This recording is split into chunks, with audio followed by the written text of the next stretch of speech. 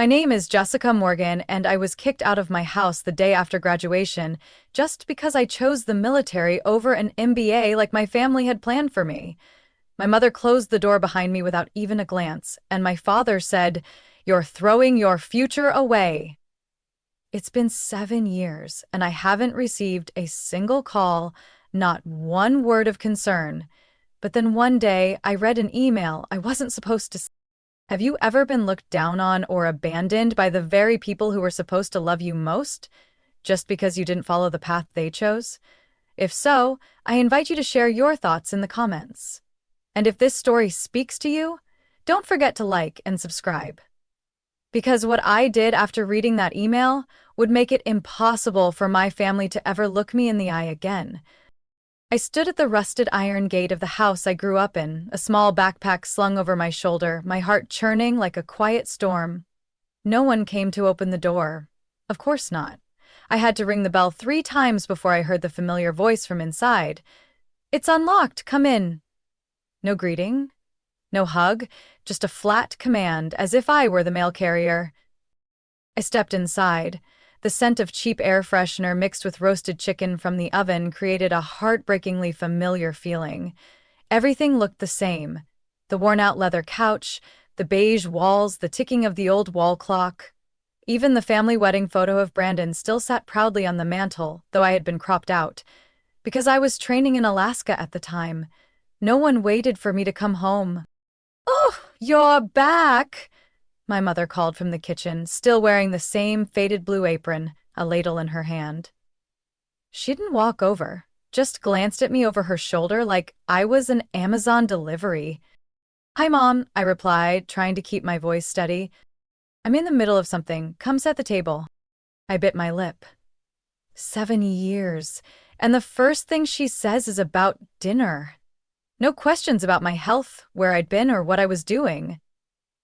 I walked into the kitchen quietly, laying out the silverware while listening to her talk, as if I'd never been gone.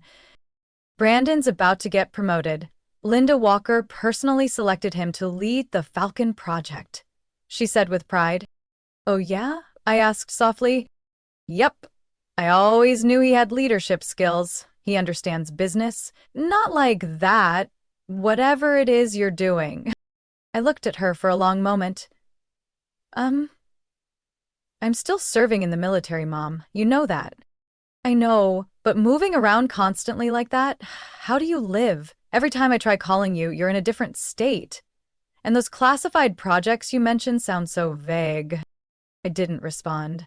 I knew that saying anything else would only bring up the same old argument about how I'd thrown my future away. My dad walked in just then. Same as always. Tall, stiff, perfectly pressed shirt without a wrinkle. "Jessica," he nodded, slightly surprised. "You look healthy." I almost laughed. "Still breathing, if that's what you're asking." He said nothing, just pulled out a chair. Brandon and his wife Molly arrived a few minutes later, all laughter and expensive perfume. "Hey, Jessie, look who it is." Brandon gave me a big hug, full of fake warmth. I could feel the tension in his shoulders. "Long time no see. You working out in Guam again? Or one of those radar stations in the snow?" "No, I'm in DC this time," I said calmly, "mostly working out of the Pentagon." Brandon raised an eyebrow, slightly skeptical. "Wow, sounds intense." "Sounds," Mom cut in, "but who knows if it's really like that." I didn't react. I'd heard too many comments like that to be fazed. I stared into the bowl of chicken soup in front of me, untouched. "What's your take on the Falcon Project?" Dad turned to Brandon. "Linda already sent the audit schedule." "Biggest project of the year," Brandon said enthusiastically. "Budget's over $2 billion. If everything goes well, Linda said she might recommend me for the regional executive board." "That's wonderful," Mom nodded. "We're so lucky to have a son like you." I looked at them. No one asked what I was doing. No mention of my career, my accomplishments, the years I'd spent sweating and bleeding in training grounds, or sitting in high-level intelligence briefings. All they needed from me was silence and an empty chair. "I'm heading the tech team," Brandon went on. We're optimizing the interface for the internal defense system. But the military's really picky. They want every single line of code scrutinized. That's good, I said evenly, because if there's a gap, someone could hijack the entire defensive weapons system. Brandon chuckled. Sounds like a movie. I said nothing more.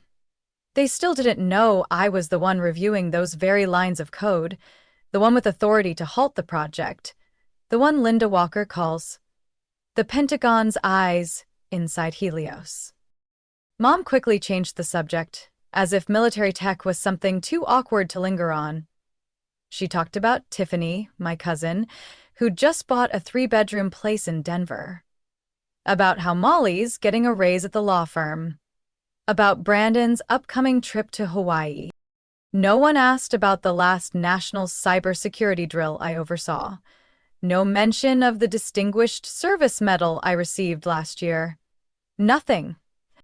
Just cold soup and a chair I was supposed to fill. Nothing more. But I was used to that. They still saw me through an outdated lens, the daughter who wouldn't follow the plan, the one who refused to be a female version of Brandon. Only this time, I wasn't here to stay silent, and they were about to find that out. Very soon. I woke up at 3 a.m. the next morning in my old bedroom with faded cream-colored walls and a torn curtain that hadn't been replaced since I was a sophomore. The pillow didn't smell right, the blanket was stiff, just like Mom had refused to replace it, saying, "It still works." But somehow, that discomfort kept me alert. Each crack in the ceiling pulled out another memory like a silent documentary of my past. On the nightstand, I'd placed the old digital alarm clock I used back in high school, the only thing that had survived my last move. Next to it was the leather case holding my colonel's uniform, freshly pressed and neatly folded in its protective bag. I unzipped it, running my fingers along the cold silver eagle insignia stitched near the collar. That familiar chill grounded me amid all the unresolved feelings. Right here, 9 years ago, I had stood in the living room, clutching a brochure from the ROTC scholarship program. I was 20. Not old enough to drink, but wise enough to know I didn't want to live a life already planned for me. I got accepted into the Reserve Officer Training Corps, I'd said, hopeful. They'll cover all my tuition if I train alongside school.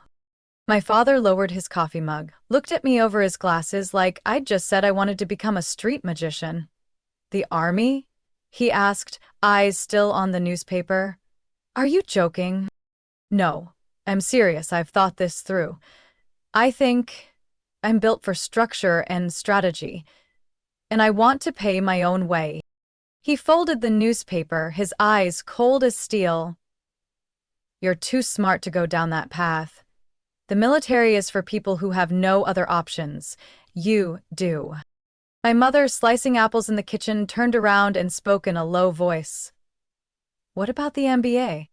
You said you wanted to go into finance. You could join Helios, just like your father and Brandon." I just smiled. I said that because I thought it was the only path. My father slammed his hand on the table hard enough to rattle the glass. "If you choose that road, don't expect anyone at your graduation, don't expect anything from us."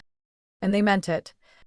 At my officer commissioning ceremony 2 years later, only one relative showed up. My cousin, Tiffany. She drove 6 hours from Boulder to be there. My parents, they sent a one-line text. "Busy in meetings. Congratulations." I felt the cry, even though knowing yet the exact same thing. I still remember standing on the parade ground. Brand new uniform, polished black shoes, collar stiff enough to choke, but my heart felt hollow. That day, I didn't cry from pride. I cried because I realized a painful truth. The people I most wanted to see me were the ones who never did. Still, I kept going.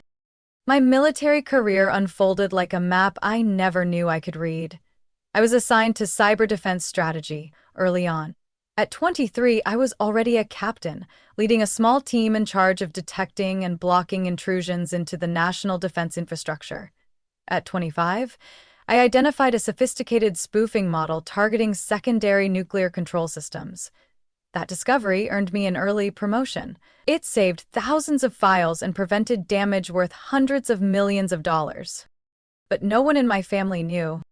I used to call home whenever I got promoted. It always went to voicemail. Every time I emailed good news, I'd get a reply from my mother, short and dry like a bank receipt. Busy, stay well. I once sent my dad a scanned newspaper article about a major cybersecurity campaign where I had played a critical role. He never responded. I learned to stop expecting, but not to stop feeling. I just learned to keep those feelings tucked away, like a soldier keeps ammo in a chest pocket, both a shield and a quiet readiness to fire back. Then I met the woman who changed everything, General Ava Reed. Williams, she said during our first meeting at a unit performance review, you think differently than most people. That's your strength. Don't let anyone teach you to be like them. Under her mentorship, I dove deep into cyber defense tactics.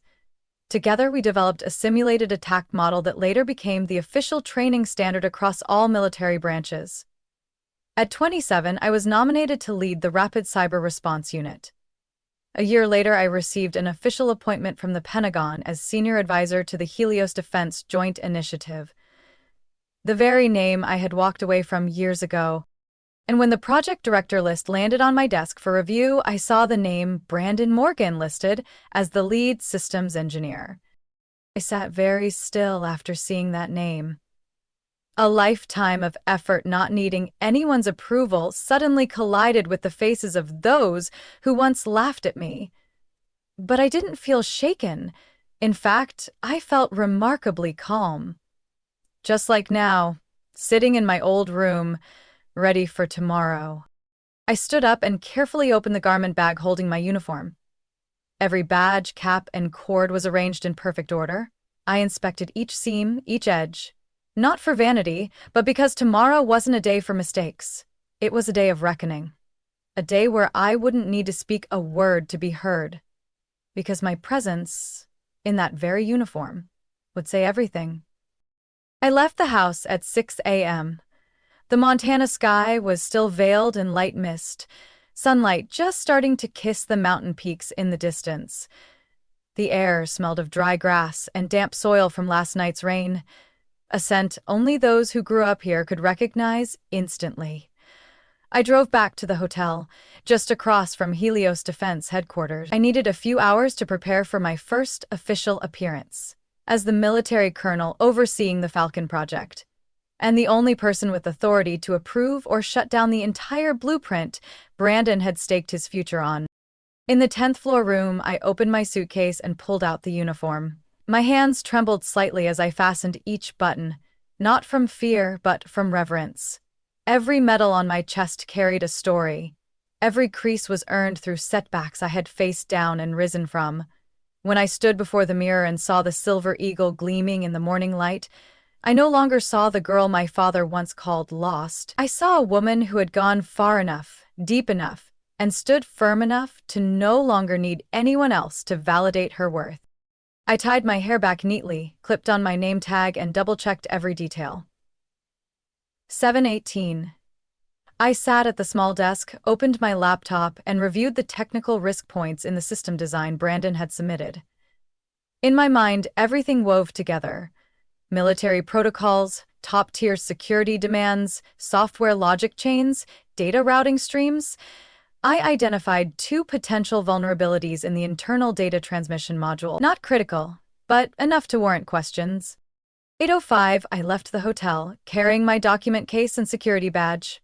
On my shoulder was not a symbol of power, but of duty. And today, I wasn't walking into Helios as Edward Morgan's daughter. I was walking in as the woman who could halt the entire project if it meant protecting national security. The reserved parking lot for senior guests and military liaisons sat right beside the main entrance. I parked in the space marked Military Liaison, Friend. As I stepped out, one of the 2 guards at the front gate immediately recognized the uniform. "Good morning, Colonel." He stood at attention, voice full of respect. "May I see your ID?" I pulled out my military credentials and the authorization letter from the Pentagon. His expression shifted the moment he saw the seal. "We were briefed, but didn't expect you to come in person." "I thought today was a fitting occasion," I said plainly. "Fifth floor, executive boardroom. Would you like an escort, ma'am?" "I know the way, thank you." I walked through Helios's glass doors. The space was just as sleek and polished as I remembered. Recessed LED lighting, marble floors, the faint hum of printers in the distance. But the air felt different today. With every step, I felt eyes trailing me. Some nodded subtly. Others paused their work entirely, watching me as if trying to place where they'd seen me before. The elevator opened to the fifth floor at exactly 8:34. As the doors parted, the first person I saw was Brandon. He was standing near a reception table, tablet in hand, eyes scanning over documents. As I approached, he looked up. The moment his eyes landed on my uniform, I saw it. The flash of confusion in his face. "Jess," he stammered. What are you doing here? That uniform, is it real?" I stood tall, voice calm and clear. "Good morning, Brandon. I'm here to attend the Falcon Project Review meeting." He stared at me, unsure how to react. And then, from the left hallway, my father appeared.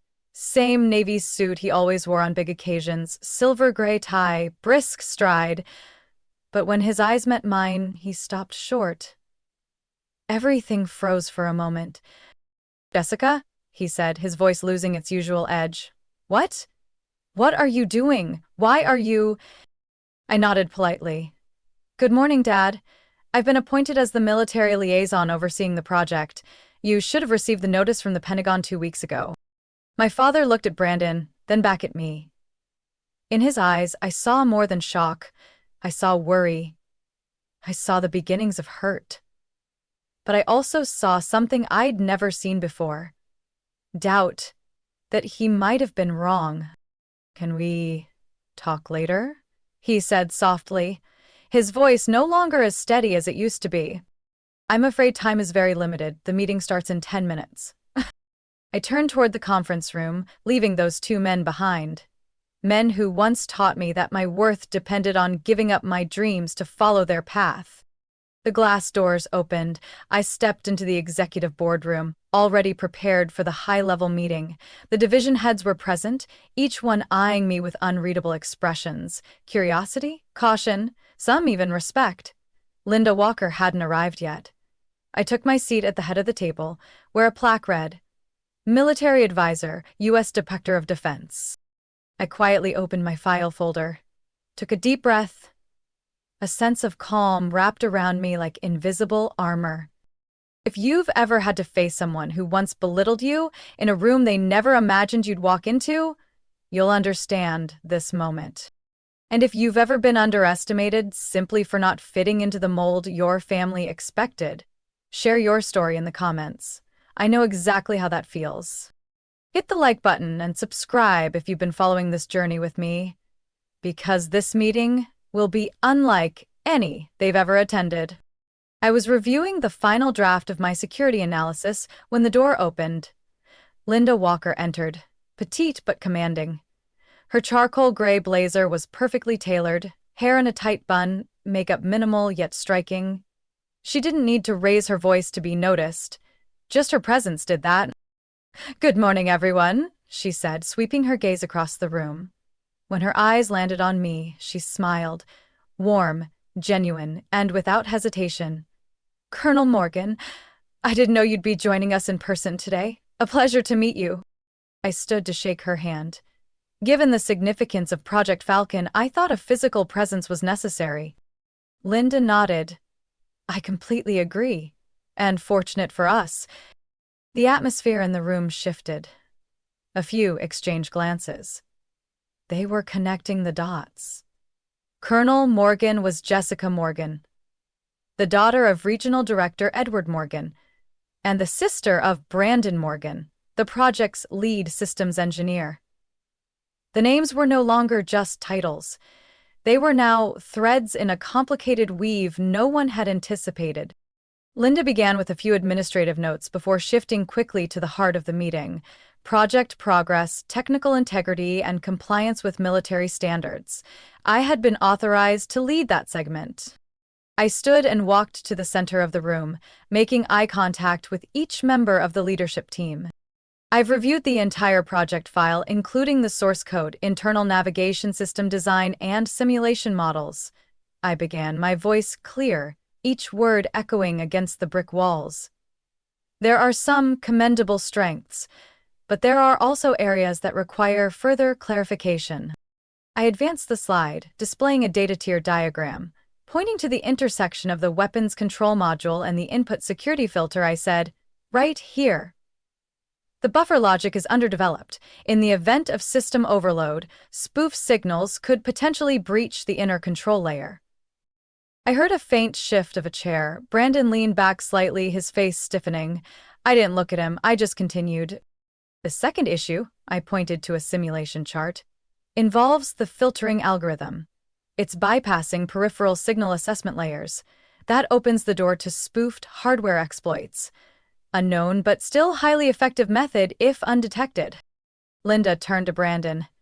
"Can you address these two issues?" Brandon cleared his throat. "Regarding the buffer, we thought adding more authentication layers would slow down processing. The system prioritizes speed." I nodded. "I understand. But in a military environment, trading safety for speed is never acceptable. Fast reaction is critical, but not at all costs." Brandon was silent. Linda looked at him for a moment, then turned back to me. "What's your recommendation, Colonel?" "I suggest modifying the algorithm and adding a physical control layer for data port access. The architecture doesn't need a full redesign, just a patch at this intersection. I have documentation outlining the solution in detail." A division director from across the table spoke. "Would this adjustment impact our timeline?"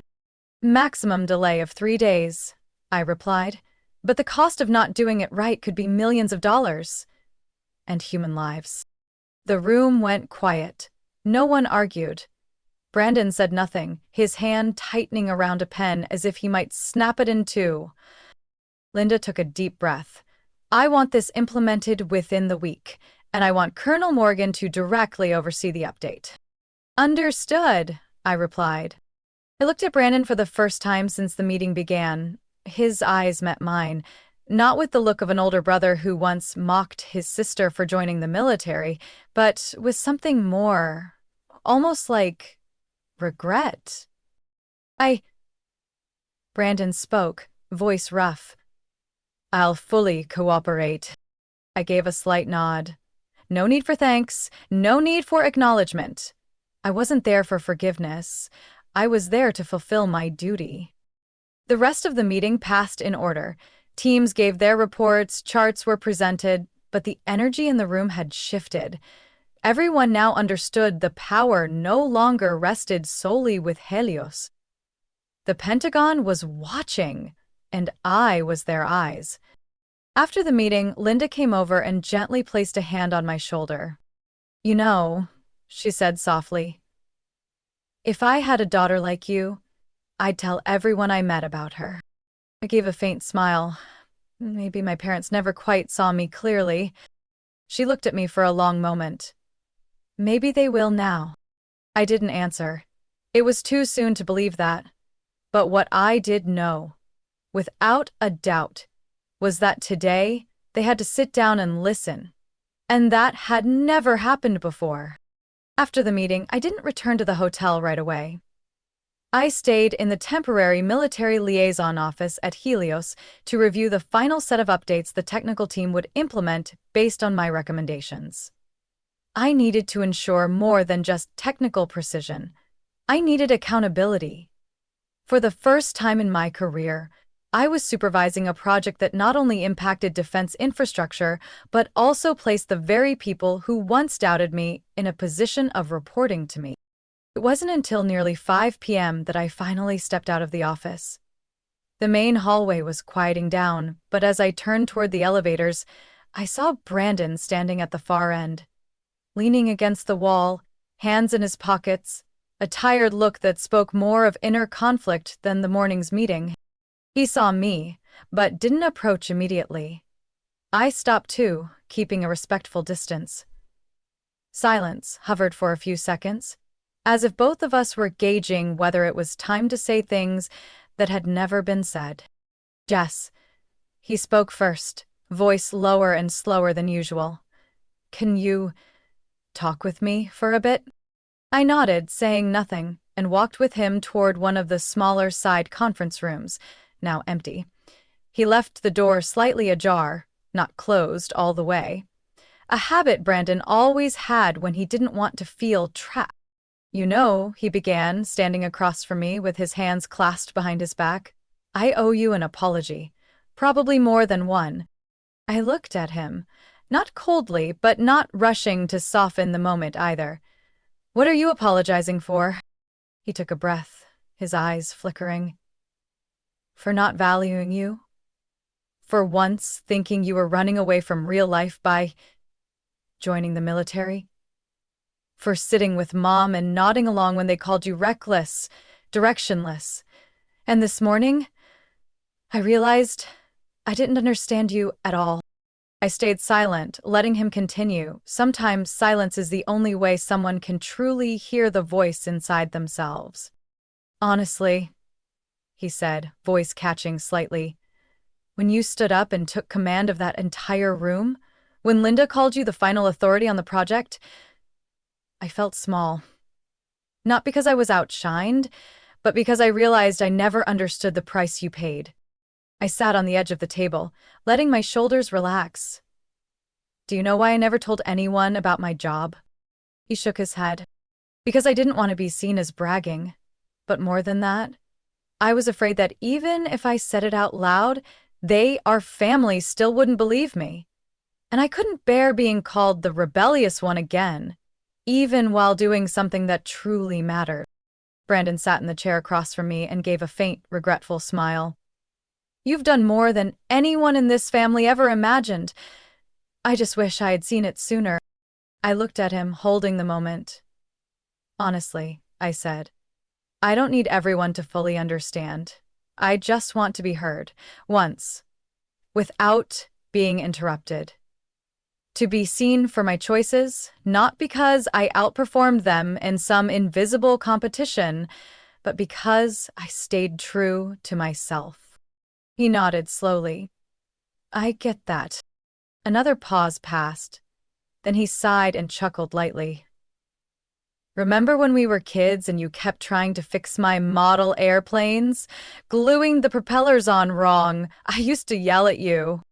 I laughed. Because you glued the wings backward and refused to admit it. Well, they were slightly off, yeah, he shrugged. But you were patient, trying to fix it, saying, if it's not right, we fix it. You've always been that way, haven't you? If it's wrong, fix it. Keep working until it's right. I looked at him, a quiet emotion rising in my chest. For the first time in years, I saw his eyes without judgment. Only recognition. Then he asked, softly, Does Dad know? For now, I'm not sure how much he understands, I answered. He's torn between pride and shame, and I'm not sure he's ready to face that yet. Brandon nodded, his gaze distant. Dad always thought he knew what was best for everyone, but never asked what they actually needed. He looked at me directly. Are you angry? I thought for a moment, then shook my head. Not anymore. I carried that anger for years. But today, standing in that boardroom, I didn't need their apology. I just needed to move forward without having anything left to prove. Brandon stood, stepped closer, and gently tapped my shoulder. You've done more than just move forward, Jess. I gave a slight nod, my eyes softening. Not because of the compliment, but because in that moment I knew my brother truly saw me, not through the lens of achievements or family roles, but as an individual. Seasoned, whole, with worth not defined by who I was to them, but by who I chose to become. The door opened. Linda Walker appeared, her expression observant but calm. I'm not interrupting, am I? Brandon quickly stepped back, gave her a nod, and left. Linda glanced at me with a hint of a smile. Tomorrow, she said, we'll have a private session with the senior tech team. I'd like you to lead the final evaluation. I'm ready, I replied, my eyes no longer carrying hesitation. I stood and adjusted my uniform. My polished black shoes caught the fading daylight spilling through the window. Quiet but steady. Ahead of me lay a new day. And this time, I would walk into it without carrying the weight of the past. The next morning, just as I stepped out of the technical meeting with Linda, my phone vibrated in my pocket. The screen read, MoMA, a rare enough occurrence that it took me a second to believe it was real. I quietly answered, Hi, Mom. Her voice trembled slightly. Jessica, could you come home a bit early today? Your father wants to talk to you. I paused for a breath. Is something wrong?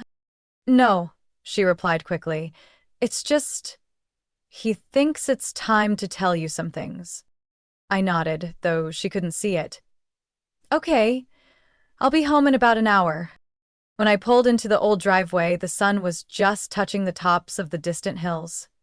The dirt path in front of the house was still damp with morning mist, my tire tracks clearly imprinted. The door was already open. My mother stood in the kitchen pouring coffee, not looking up as I entered. Your dad's in the study. I walked down the hallway. The familiar wooden door was ajar. Inside, he sat behind his desk, still wearing a white shirt and knitted vest as usual, but something in his posture looked less rigid than I remembered. Jessica. He looked up as I stepped in. Thank you for coming. I sat down, keeping a respectful distance. Mom said you wanted to talk. He nodded, leaning back in his chair. The room smelled of old wood and paper, the scent of time and years gone by. Last night, your mother talked to me about you, he began slowly. About what you've done, about your real role in the Falcon Project, and about how I wasn't there. I didn't interrupt. I let him speak, even as each sentence seemed pulled from memories long buried. I used to think there were proper paths for everyone, he continued, and I believed keeping you on that path was my responsibility. But maybe that's why I never really listened to you. I looked at him. His face was deeply lined now, but his eyes still carried the weight of past disappointment. Oh, Why did you hide General Reed's letter? I asked plainly. He froze, his gaze dropping. Your mother read it, he exhaled. She wanted to attend your award ceremony, but I didn't let her. I was afraid that if we showed up, you'd think you were right. And if I thought I was right, I said calmly, that meant you were wrong? He nodded. Yes, and I couldn't stand that idea. Not because I hated you, but because I hated feeling like I no longer had control over anything in your life. That confession, though not a complete apology, shifted the air in the room. I clenched my hands gently on my knees. You once said if I joined the military, I shouldn't look back. And I didn't. For 7 years, I stayed away, not because I didn't miss home, but because I couldn't bear seeing that look again. The one that said I was a disappointment. He lowered his head. I said a lot of things I shouldn't have. Things a father should never say to his daughter. Not just a father, I said softly. No one should say those things to anyone about the life they choose. He fell silent, leaning back in his chair, eyes staring at the ceiling like the weight of the past was pressing on his chest. There's something I don't think you ever knew, he said after a pause. Before you were born, your mother was pregnant with a boy. We lost him at 4 months. Then we had you. I sat still. I had so many expectations. I wanted to make up for that loss by guiding you to what I thought was safe and successful. I planned out your future, an MBA, a job at Helios, a secure life. But you chose a path no one in our family had ever taken, and that scared me. I stood slowly walking toward the window. Sunlight was beginning to pour through the glass, casting tree shadows long across the hardwood floor. His words echoed in my mind like a voice from somewhere far away, familiar but distant. "I'm not the child you lost," I said, turning around. "And I'm not the image you painted to fix something that was never whole. I am myself, and I have lived fully in the life I chose." He looked at me, his eyes misty as if, for the first time, he truly saw me. Not as a missing piece of an old dream, but as a complete person, independent and real. Can you forgive me?" he asked. I looked at him for a long time. "Forgiveness is a process, Dad, but at least today we've started." And in that moment, I saw his shoulders sink, not from age, but from a weight finally lifting. That afternoon, after returning to the hotel from the conversation with my father, I set my bag down on the table and suddenly remembered the old suitcase I had brought from Washington. It was the kind of luggage I rarely used, only opened for long assignments. And because I had left in such a hurry that first day, I hadn't had the chance to check the inner compartment carefully. I opened the suitcase, my fingers ran along the worn lining until they touched the edge of something stiff. An envelope. I pulled it out, a thick ivory envelope embossed with the official seal of the Department of Defense. It wasn't that I didn't recognize it right away, it was exactly because I knew what it was that my chest suddenly tightened. I had searched for this letter many years ago, and then I forgot about it, or more accurately, forced myself to forget. When I graduated from officer training, General Ava Reed, then still a brigadier general, had written a personal letter inviting my family to the commissioning ceremony. It had been sent through official channels, exactly by protocol. General Reed later told me, gently, "If your parents don't show up, it must be for a serious reason. No one turns down this kind of invitation without justification." I believed her at the time. But when the letter was never mentioned, I swallowed everything. My hurt, my doubts, and the anger I didn't know where to direct. I told myself, maybe the letter never reached them. Maybe the department sent it to the wrong address. Now, holding that very letter in my hands with a clear postmark and the name Mr. and Mrs. Edward Morgan handwritten on the front, I knew the truth was undeniable. My father had hidden it. I sat on the edge of the bed, the letter resting on my knees. It wasn't just an invitation. It was proof of something I had felt for years, but hadn't dared to face, all that time. It wasn't that my family didn't know. They didn't want to know. I read each line again. "With the highest respect, I extend a formal invitation to Mr. and Mrs. Edward Morgan to attend the commissioning ceremony of Jessica Morgan, who has successfully completed the ROTC program and will be commissioned as an officer in the United States Armed Forces." I paused at the final paragraph.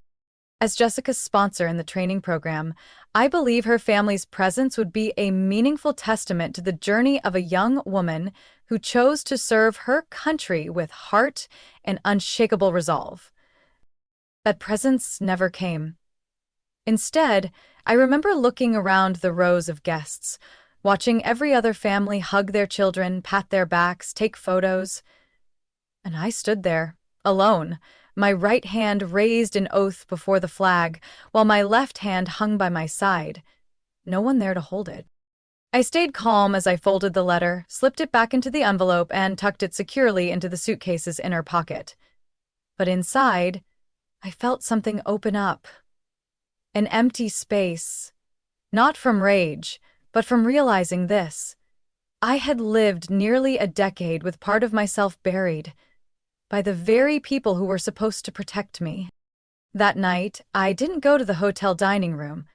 I walked to a small cafe on the avenue, one I used to visit when working in Montana. The place hadn't changed. Wooden chairs, warm yellow lighting, and soft jazz playing in the background. I picked a table near the window and ordered a strong espresso. I opened my laptop and scanned recent military briefings, reviewing the latest updates in cybersecurity protocol. Work had always been my anchor, the one place where everything was measured by action, not emotion. I was focused on a graph when a message popped up from Ava Reed. General Reed, Jessica, I just received Linda Walker's official internal response. I think you should read it. It might make you smile. I opened the email. It was a reply within Helios Executive Board. We used to assume that military oversight would only cover technical compliance, but Colonel Morgan's presence showed something different. The real value of seeing a person beyond their file. There are individuals whose silence alone carries authority, and she demonstrated that without raising her voice even once. I leaned back in my chair and closed my eyes. It wasn't pride I felt. It was a quiet note, soft and steady, confirming that I was no longer invisible. I sat there for a long while. Outside the glass, the sky dimmed. Streetlights reflected faint steam from my coffee. I thought about Mom, the way she looked at me during our last dinner. No more comparisons, no more avoidance. She might not say it, but I felt a change beginning. And then I thought about Dad, about the letter that had been hidden. I didn't know when or if he would ever find the courage to speak of it. But I knew that when that day came, I would be ready, not to accuse, but to bring closure. To end a chapter I once thought I had to live in forever. And then, gently, to turn the page. Nothing left to hide in a suitcase. The next morning, the Montana sky was oddly clear, as if all the emotional haze from days past had lifted. I woke early, sitting at the desk in my hotel room, a mug of bold black coffee in hand, my eyes resting on the name badge, Colin J. Morgan. Today would be the final presentation before Helios Senior Board, a comprehensive assessment of the Falcon project's readiness to meet military standards, and I was the one presenting it. I dressed in my full colonel's uniform, checking every detail as if heading to a battlefield. Not out of fear, but out of respect for the professionalism I'd upheld all these years. As I entered the elevator, catching my reflection in the polished steel panel, I realized the girl who once trembled under family judgment at a dinner table was gone. The woman in the mirror had stepped out from the shadow of old expectations long ago. Helios headquarters was busier than usual. Rumors had clearly spread through the building that the military overseer of Project Falcon was a colonel and the daughter of Regional Director Edward Morgan. I didn't need to hear them to know. The way eyes lingered just a moment too long on the insignia on my shoulders said it all. I entered the boardroom at 8:59. Linda Walker was already there, seated at the head of the table, looking at me with directness and trust. "You ready?" she asked. "I've been ready for 3 years," I said, not as a boast, but as a truth. The meeting began. I stood, controlled the projector, and launched into my assessment. Performance charts, security metrics, scenario simulations, risk analysis, and adjustment recommendations. Every element was prepared meticulously, precisely, and most importantly, I spoke about 2 major vulnerabilities I had flagged in our previous session and how the engineering team had addressed them per official guidelines. I acknowledged Brandon's efforts and his team, not just for the technical results, but for the shift in attitude. "We still have some challenges with layered system integration," I noted. "But at the current pace, I believe the project is on track to meet the requirements for military field testing by the end of next quarter." Linda glanced around the room, then looked back at me. "So, Colonel, what's your final evaluation?" I didn't rush my response. I let the silence settle, every eye focused on me. "Project Falcon as a whole has exceeded the Department of Defense's cybersecurity threshold," I said, clear and steady. "I officially approve its transition into the military testing phase." The room seemed to hold its breath for a few seconds. Then Linda nodded, her hand gently tapping the table. "Thank you, Colonel Morgan," she said. "I believe all of us here learned something greater today. About leadership, about listening, and about evaluating a person beyond what's on paper."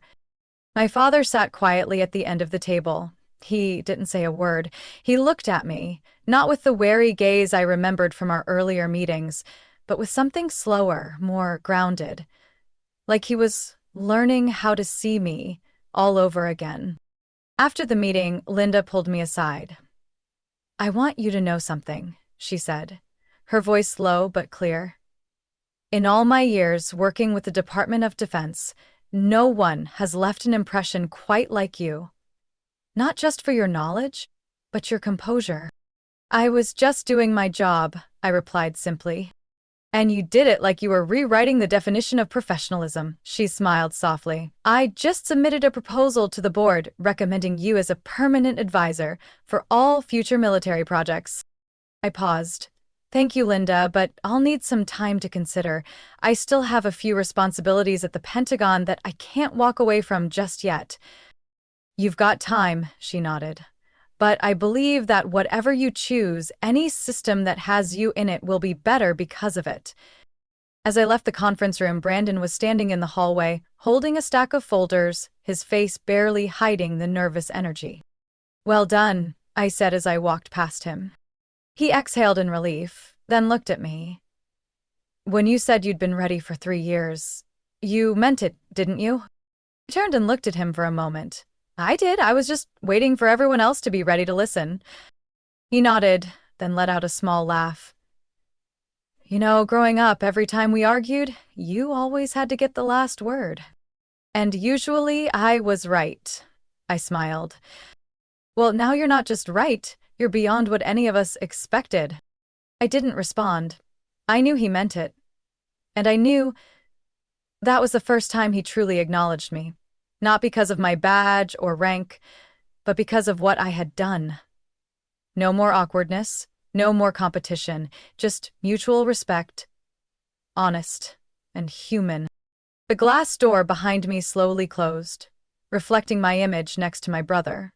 Not as the failure, not the military girl who used to be mocked, but as a peer, a teammate, and more than anything, an essential part of a new story I was writing for myself.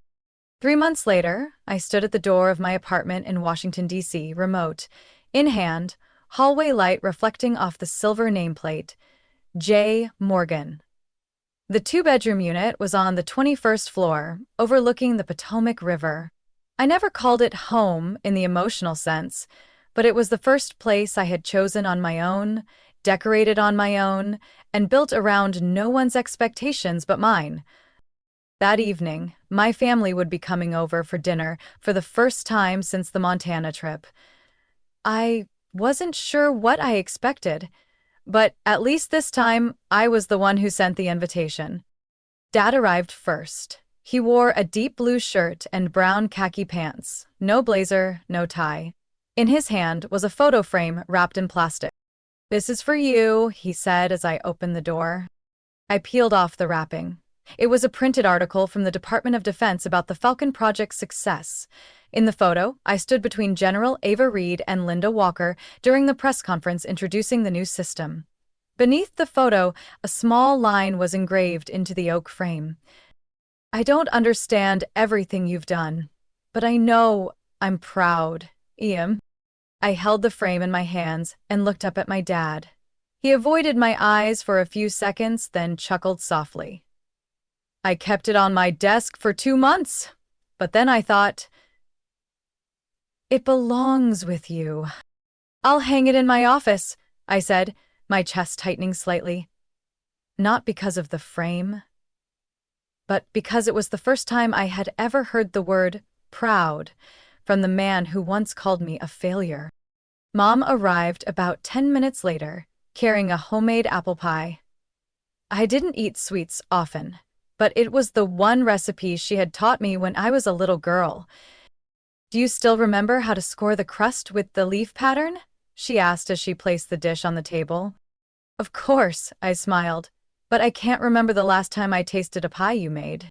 She didn't respond. She turned to the cabinet to look for plates. But I noticed her hand tremble slightly as she set the first one down. Brandon and Megan showed up last, carrying a bottle of Oregon red wine. The kind I liked, though few people knew that.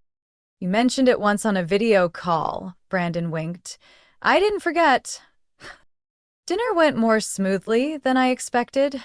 There were no over-the-top compliments, no forced attempts at bonding, just simple, everyday conversations about work, about mom and dad's new neighbors, about how Megan was considering leaving her law firm to start her own practice. I wasn't the center of the evening, and I was relieved by that. Midway through dinner, my father suddenly asked, "Do you remember the first time you said you wanted to join the military?" I nodded. In the kitchen. I handed you the ROTC brochure. You were reading the newspaper. And I said, "You were throwing your future away." A long silence followed. "I was wrong," he said for the first time with full honesty. "Not just because you succeeded, but because I didn't understand that success isn't about the path I wanted for you. It's about you standing tall on the one you chose for yourself." I set my wineglass down. "You don't have to apologize anymore. What matters is that you're here. You're listening." My mom placed her hand over mine. For the first time since the night I left home, she initiated touch. "We're not good at showing it," she said. "But you have to know, we've been watching you. Through news snippets, through photos. We didn't go to the ceremonies because we felt we didn't deserve to." I turned to her. "You don't have to deserve it, just show up, and today, you did." Dinner ended with slices of apple pie and a round of laughter as Megan told the story of how Brandon accidentally sent an internal report to their entire client list. My dad chuckled out loud, Mom shook her head, and Brandon turned red. But I knew we all felt it. A shared ease, like we'd finally found common ground after a long journey. After everyone left, I stood by the large window, city lights across the river glittering like fragments of memory. On the wooden shelf behind me, the photo frame Dad brought sat next to medals, technical manuals, and one old photograph. Tiffany and me, hand in hand on officer graduation day, with empty chairs behind us where guests should have been. Those seats weren't empty anymore. The people who had once been absent had returned, not to make amends, but to walk forward, with me, on a path I chose, with my own 2 feet. And at last I understood. Recognition isn't a reward. It's the natural result of living truthfully, long enough and strong enough, that no one else has to define it for you. Life takes turns that sometimes only make sense after going far enough. I'm not sharing this story to complain or to be praised. I share it because I know there are so many out there who've been misunderstood, dismissed, or boxed in by dreams that weren't their own. How about you? Have you ever had to prove your worth to the very people who were supposed to love you most? Ever chosen a path that your whole family doubted, then quietly kept walking, armed with nothing but the belief that you were enough? Share your story in the comments because every journey matters more when it's heard. And if you want to keep walking alongside stories of truth, family, and growing into yourself, make sure to subscribe to this channel. The next story might be exactly what you need at exactly the right time.